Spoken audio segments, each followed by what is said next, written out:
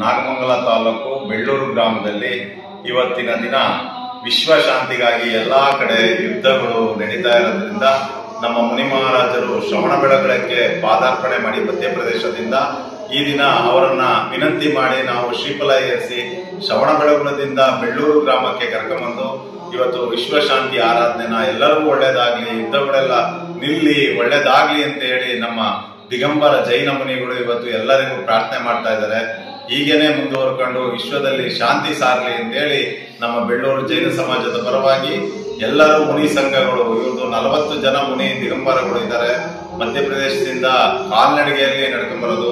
ದಿಗಂಬರರು ಪ್ರತಿ ದಿನನೂ ಒಂದೇ ಆಹಾರ ಮಾಡುತ್ತಾರೆ. ಇಡೀ ಈ ನಮ್ಮ ಭಗವಂತರು ದೇವಸ್ಥಾನದಲ್ಲಿದ್ರು, ಇವರು ನಿಜವಾದ ಭಗವಂತರು ಅಂದ್ರೆ ಈ ಮುನಿ ಮಹನೀಯರೇ.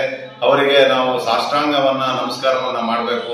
ಯಾಕೆಂದ್ರೆ ಇವತ್ತಿನ ದಿನದಲ್ಲಿ ಈ ದಿಗಂಬರ ಜೈನ ಮುನಿಗಳು ವಸ್ತ್ರ ಇಲ್ದಲೆ ನಡೀತಕ್ಕಂತ ಧರ್ಮ ಕಠಿಣವಾದ ಜೈನ ಧರ್ಮ ಇದು. ಈ ದಿಗಂಬರ ಮುನಿಗಳು ಸಾಕಷ್ಟು ಎಲ್ಲರಿಗೂ ಒಳ್ಳೇದಾಗ್ಲಿ, ವಿಶ್ವ ಶಾಂತಿ ಆಗ್ಲಿ ಅಂತ ಹೇಳಿ ಇವತ್ತು ಆರಾಧನೆನ ಬೆಳ್ಳೂರು ಸಮಾಜದಲ್ಲಿ ಆ ವಿಮಲನಾಥ ಭಗವಂತರಲ್ಲಿ ಪ್ರಾರ್ಥಿಸ್ತಾ ಇದ್ದಾರೆ. ಅದಕ್ಕೆ ಉತ್ಪೂರ್ವಕವಾದ ಮುನಿ ಮಹಾರಾಜರಿಗೆ ಧನ್ಯವಾದವನ್ನ ತಿಳಿಸ್ತಾ ಇದ್ದೇವೆ. ತಾವೆಲ್ಲರೂ ವಿಶ್ವಶಾಂತಿಗಾಗಿ ಕೈ ಜೋಡಿಸಿ ಅಂತ ಹೇಳಿ ಒಂದ್ ಮಾತು ಹೇಳಿ ನಾನೊಂದೆರಡು ಮಾತುಗಳನ್ನ ಮುಗಿಸ್ತಾ ಇದ್ದೀನಿ. ಜೈ ಜಿನೇಂದ್ರ.